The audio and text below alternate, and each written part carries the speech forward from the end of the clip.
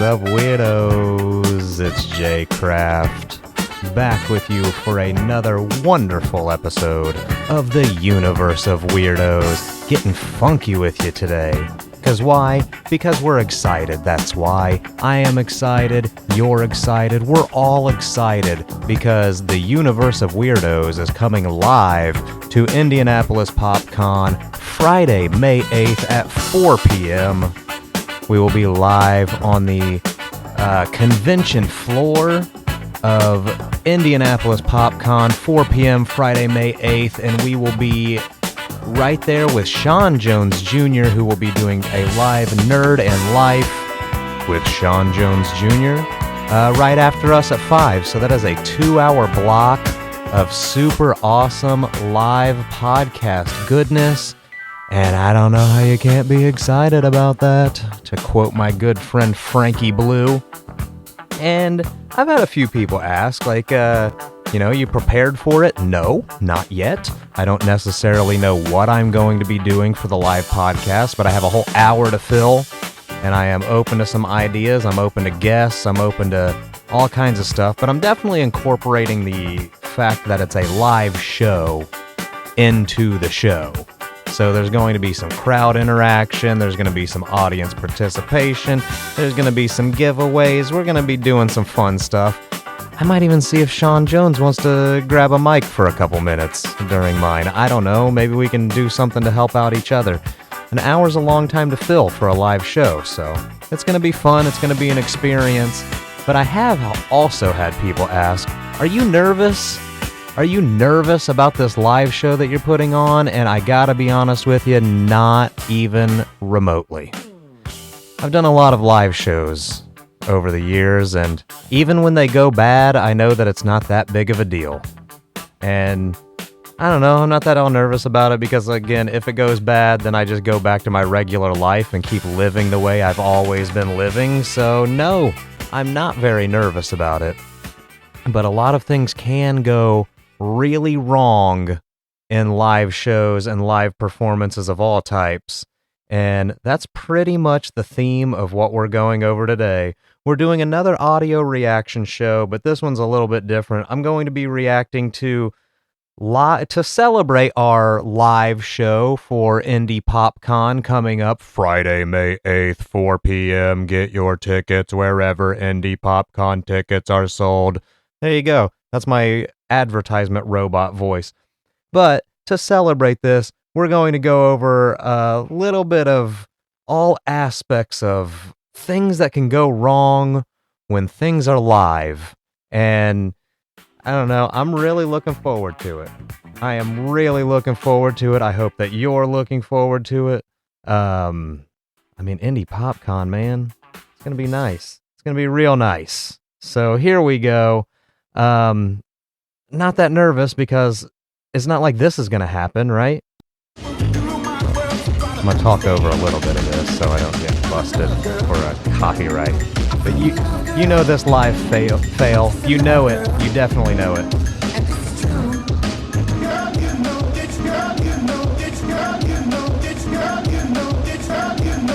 Girl, you know it's, girl, you know it's, girl, you know it's Milli Vanilli. They have one of the best live fuck-ups of all time. It ruined their entire career, and one of them went on to kill themselves because of it. So, no, I am not nervous to be performing live in front of an Indy PopCon crowd on Friday, May 8th at 4 p.m. I am not at all nervous about it because it can't go any worse than that.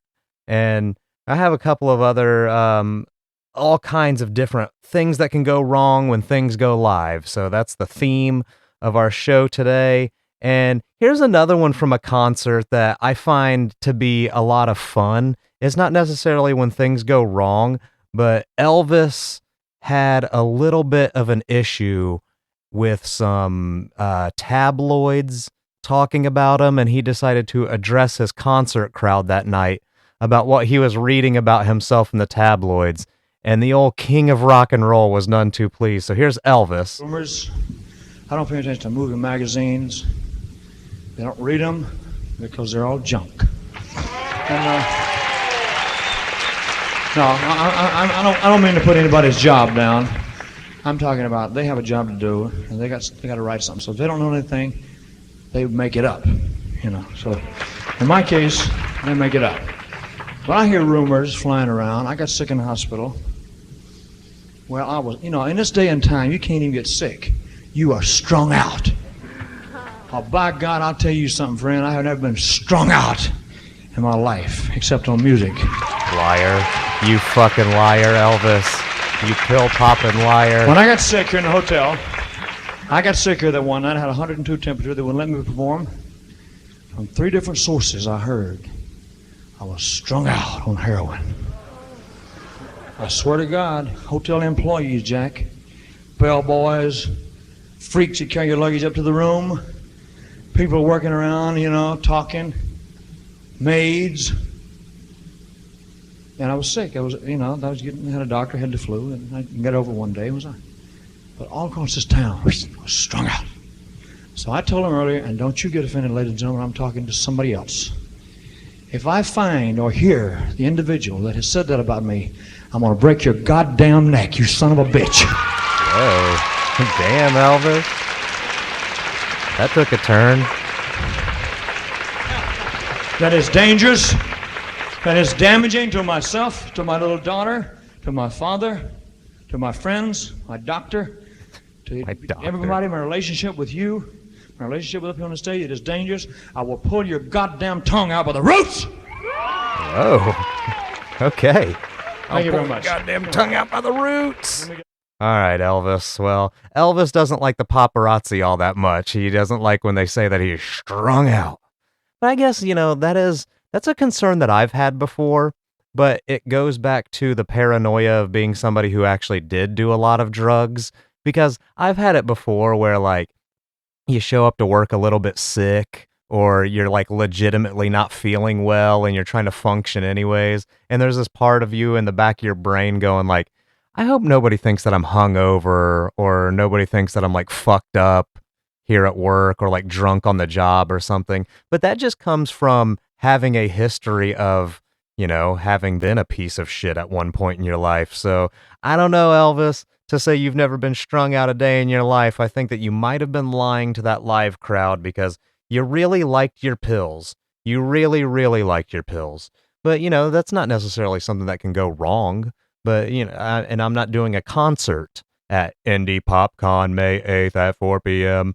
I am not doing stand-up, but, you know, I am doing comedy, and things can really go wrong when you're doing stand-up. So here is what people have dubbed the biceps stand-up comedian, and this is one of probably the worst stand-up sets I've ever seen in my... Well, I can't say that, because I've been to so many different open mics that, like, there are definitely guys that top this, but as far as something that's been uploaded to the internet, yeah, this is probably some of the worst stand-up that you can see on YouTube. But I've had it before where there was this dude who, I don't know if he was, like, inspired to do comedy from me or whatever, but I know that he made it a big point to come up and, like, meet me before this open mic that I was doing new material at, to talk to me about how, oh, I'm your friend on MySpace and I like all of your comedy on MySpace and all this shit.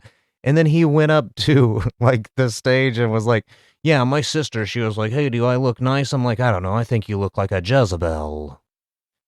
Crickets, crickets, crickets. It's like, oh my God, dude, you thought that was going to get a laugh. Why did you think that was going to get a laugh? But I don't know. It usually, in like those situations though, they normally end up getting a laugh from the comics that are sitting in the back, because there is nothing that we comics like more than really, really terrible stand-up.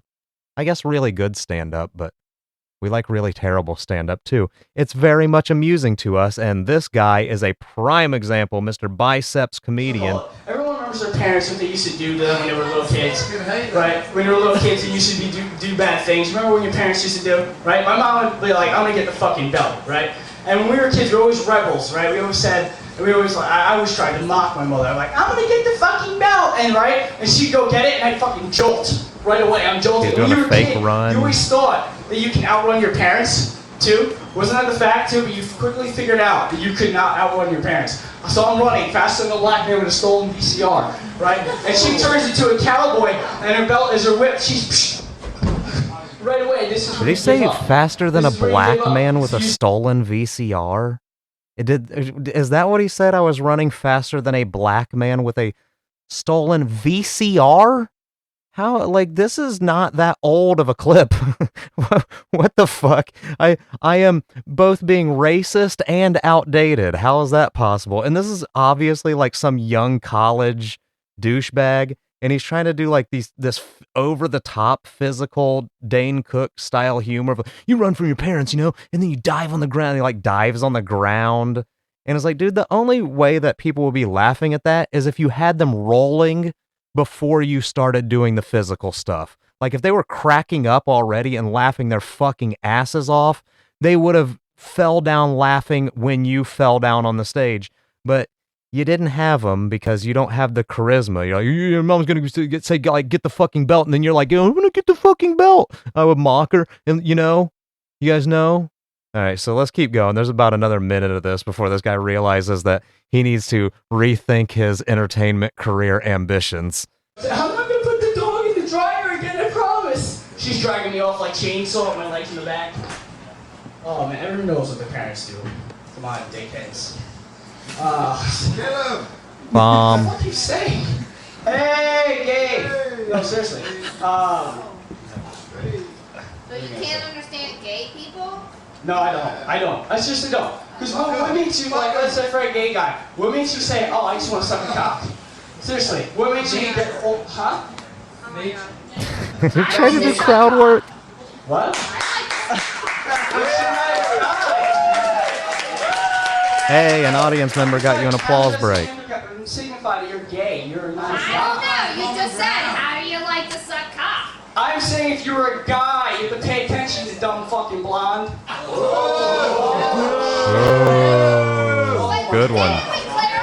Dumb blonde. That I'm not natural blonde. Whatever, you're fucking blonde. It doesn't matter. Look at you, you're blonde, you're dumbass. That's it. Blonde dumbass. And thank you for reminding me. I met a girl one time, and I asked her what her name was, and she said dolphin. Okay? She said dolphin. Wait, you said I met a girl? That's gotta hurt. Look at my fucking bicep. You think I can't meet a girl? Hey. Oh my god. Anyway, before I snap and start throwing stools all over the place, I'm gonna leave. Thanks. That's nice. Hey, before I snap, I'm gonna... Like, what happened to your met a girl named Dolphin story? I wanted to hear the punchline of the girl that you met named Dolphin. What happened there, buddy? That's bad. That's real bad. That's fucking horrendous comedy. Shut up, you stupid, dumb fucking blonde.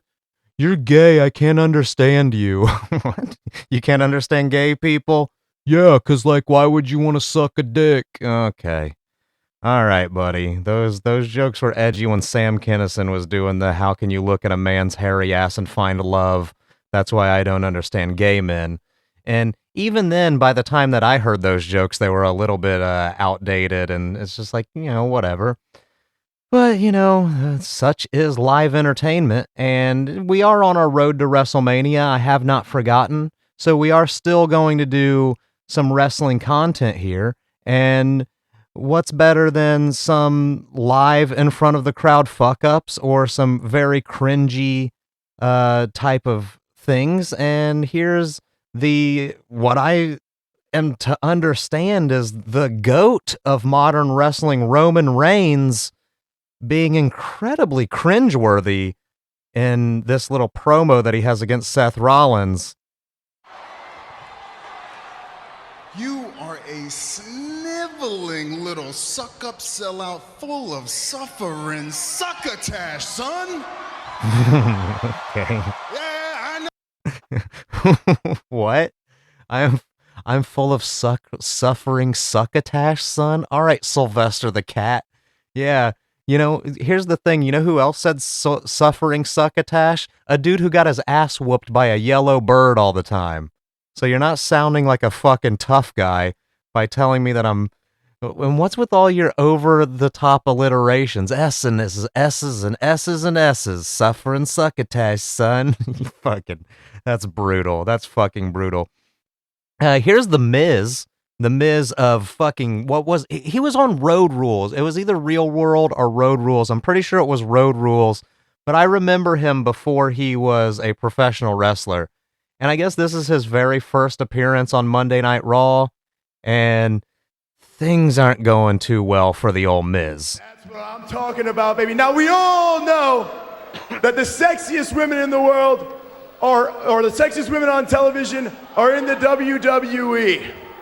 And tonight, we're gonna search for the next WWE diva. Now, to vote for these beautiful young ladies, you have to vote, go to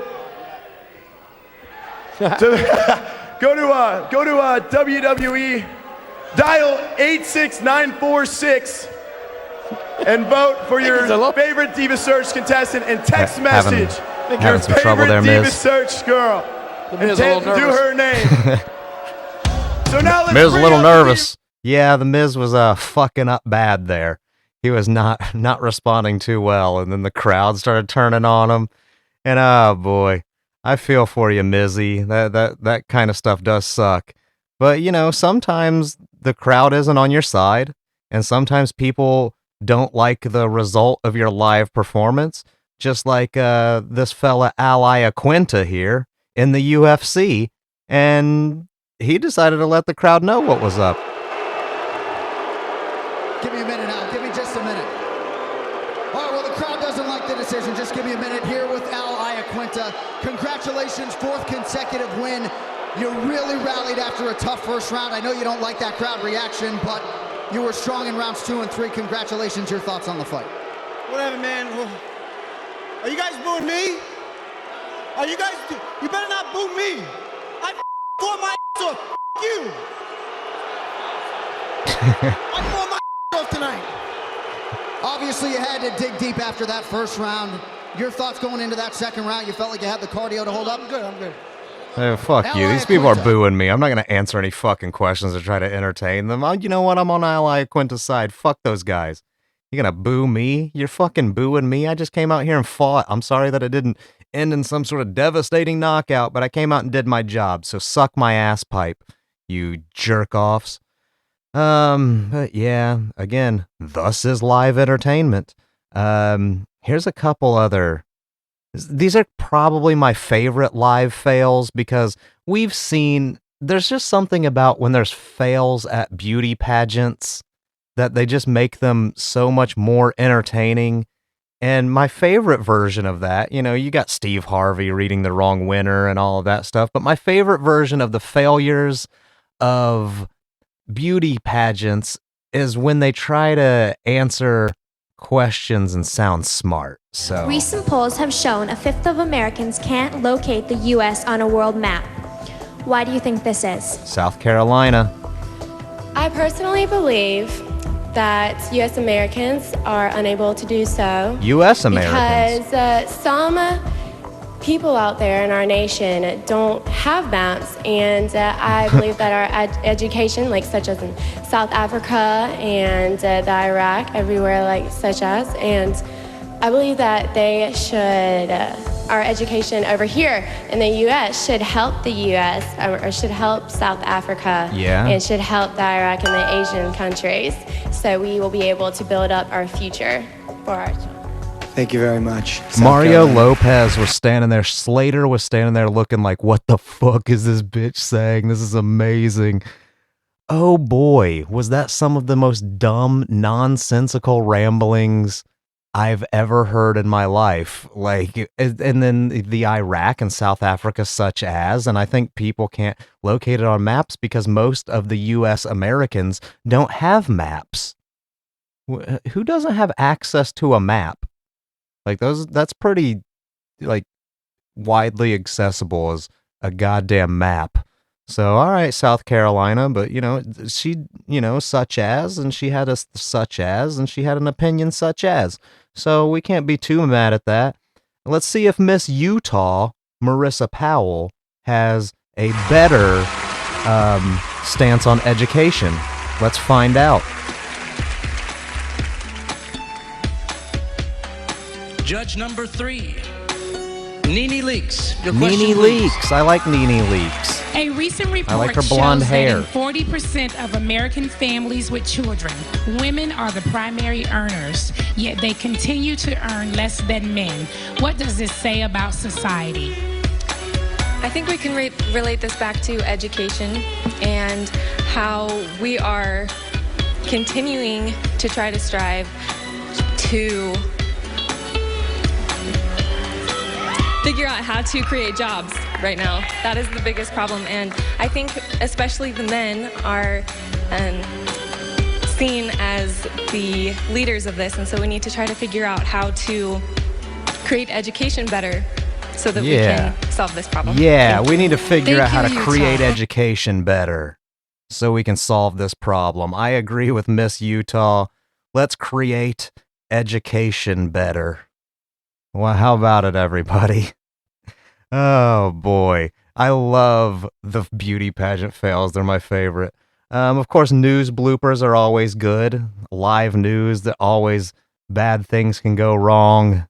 Good things can go wrong. No matter what, it's always entertaining to us, us viewers and us listeners.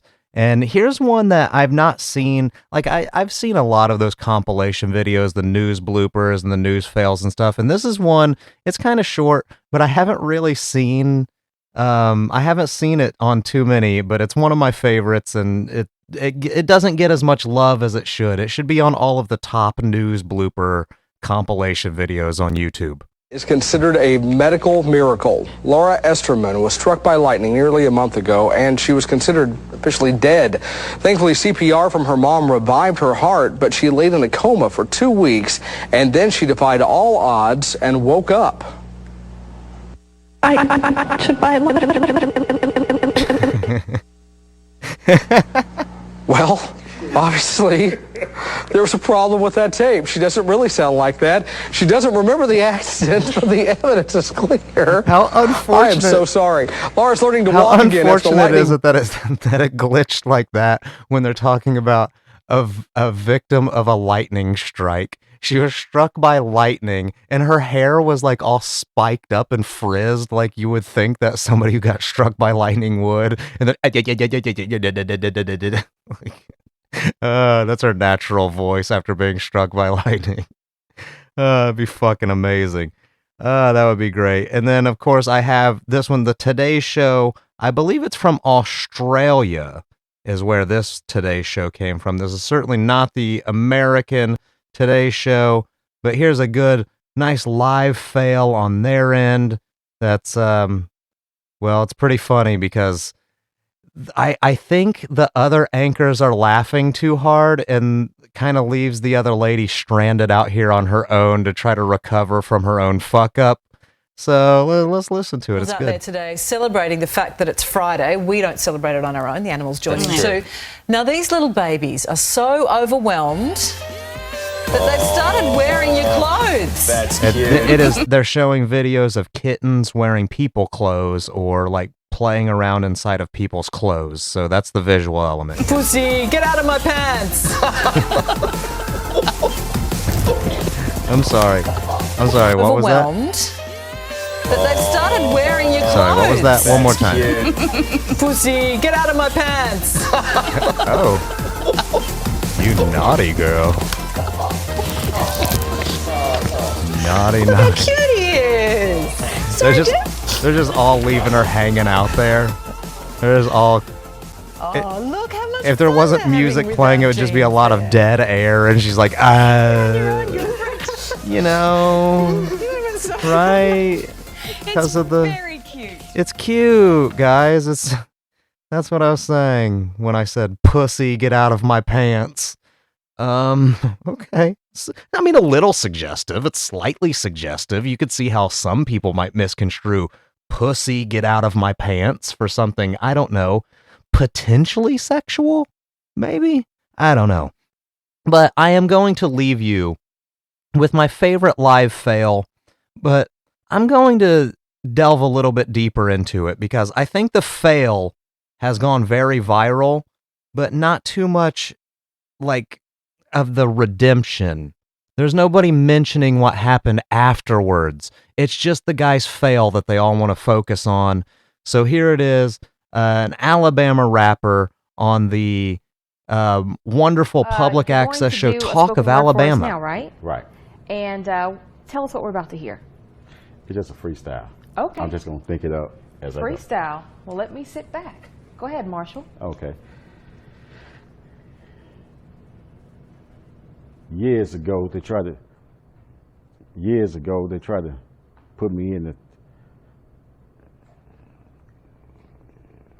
this is live. Yeah, this is live. Did you want to try to read something from your book? Yeah. Okay. Yeah. Absolutely, I want to read something from my book. So, obviously that one's like, it went viral for a reason because it's hilarious. A guy years ago, they tried, this is live. We're live, right? So we can't like cut and take this again. Fuck. And then she just had to bail him out. She took a little bit too long to bail the guy out, if I'm being honest with you. As a broadcast professional, you probably should have jumped in a little bit sooner than that. But the thing that a lot of people don't mention is he came back on Talk of Alabama after this whole thing went viral because, like obviously the guy put out a lot of books. He's a poet. He's a freestyle rapper. He was a dude who spent a lot of time in jail and overcame the odds through creativity. And I personally respect the shit out of that.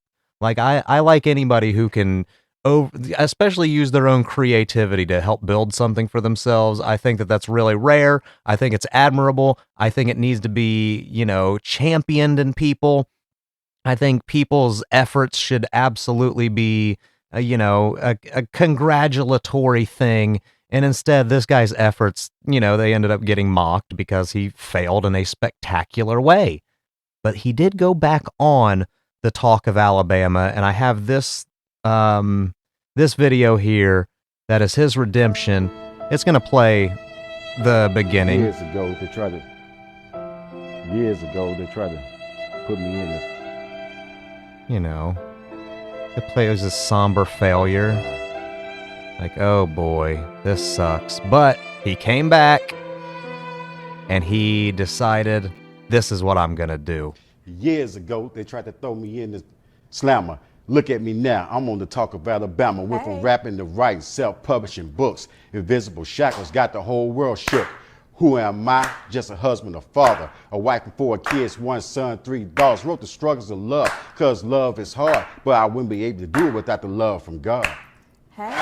There you go, motherfucker. Who Am I by Marshall Pope. Go get that guy's book because tell me he didn't come back and redeem himself. Hell yeah. And, we get nervous. We all get nervous. I'll probably get nervous right before the show starts, but as of right now, I'm not very nervous. I'm just excited. I'm just looking forward to doing that PopCon live show, PopCon Indianapolis. You guys are going to love it. I know that you're going to love it. You're going to have a great time. We're all going to have a great time doing it.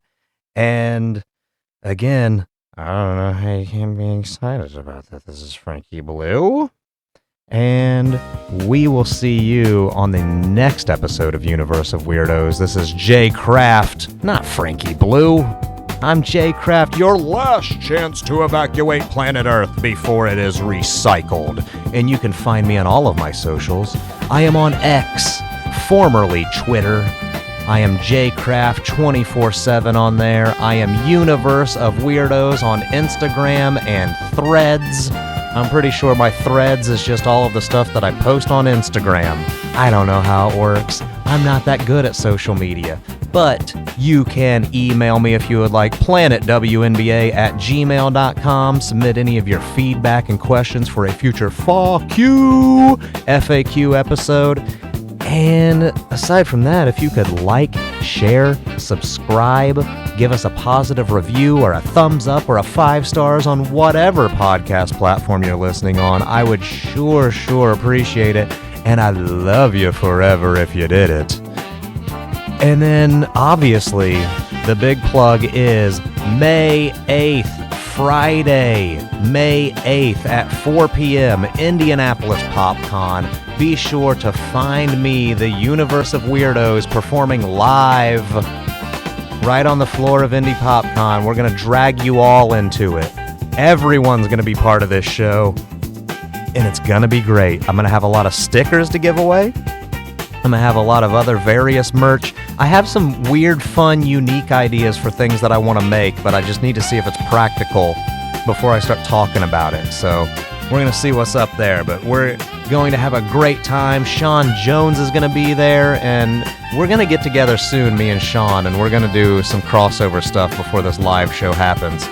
I make that promise now. I will work out the time to make it happen with Sean Jones Jr. But other than that, I guess I will see you guys next time when I'm doing whatever it is that I do in this wonderful universe of weirdos. I'm in the mothership, I'm blasting off, and I will see you next time. Peace!